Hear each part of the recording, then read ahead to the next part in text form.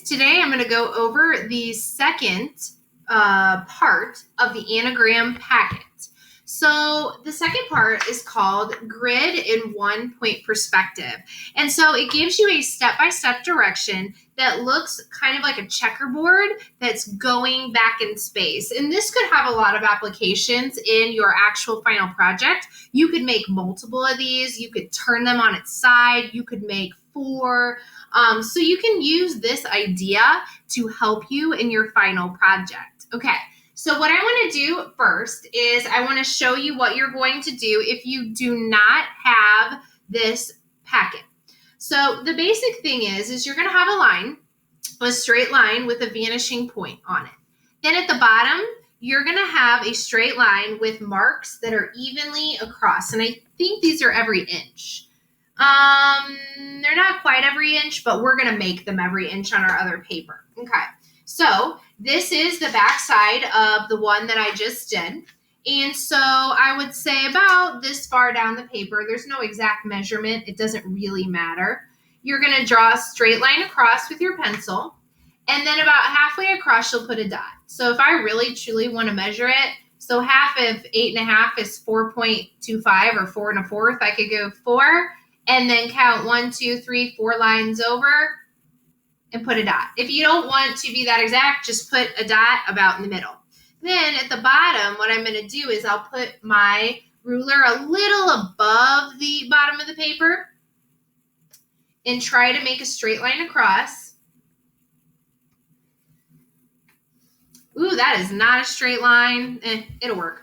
All right, then what I'm going to do is I am going to make a mark every inch. So I will make a mark at 1, 2, 3, 4, 5, 6, 7, and 8. And this is what I'm going to use to connect. And I'm going to darken this line that I made right here. It's a little uneven.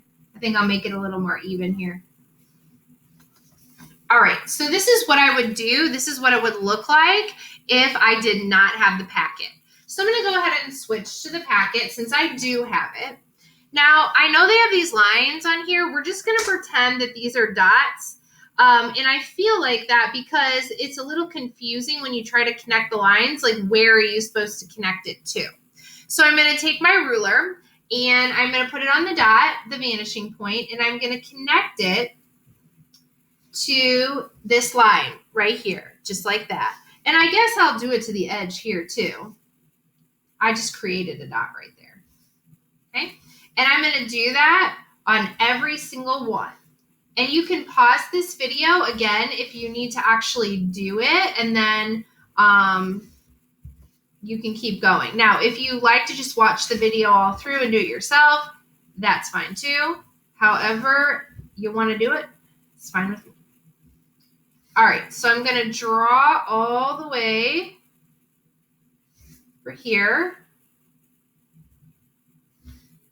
Okay, and so this is what I have so far. The next step, it says to make a straight line across somewhere up here at the top. So I make a straight line across, okay? And then it says make a diagonal. So it says take this left side and connect it all the way to this bottom. So I take this and I connect it just like that. And you're going to see why in just a minute. So it says make a dot where the diagonal crosses the receding lines. So it says you'll make a dot. Let me just double check. Yep. It says make a dot on each one of these. And I assume this is where you're going to be drawing your lines. And then it says draw horizontal lines through these marks. So I like to turn my paper like this. I think that's easier. I'm going to take my ruler and I'm going to draw a horizontal line through that mark. So I put my ruler on the dot, draw a line. Hopefully this is straight. Maybe I should do it the other way. That'd probably be smarter, like this. Okay, draw a dot. Draw a dot, draw a line, And they're slowly getting further apart, and this is because it's supposed to give the illusion of going back in space. So then this is where you want to take your pink pearl eraser or your spare eraser, and you're going to erase these lines that go to the vanishing point.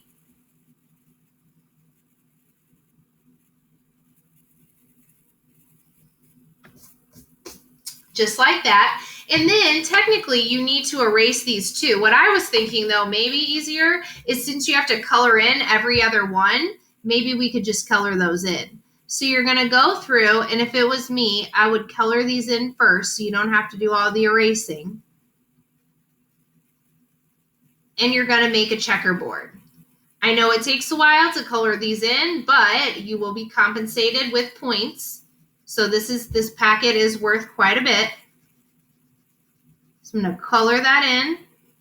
And you would do the same thing even if you didn't have a printer or the packet at home. It's very similar. You're literally just measuring and making these different designs. So after pretend I finished coloring that, I would go back through and then I would color every other one.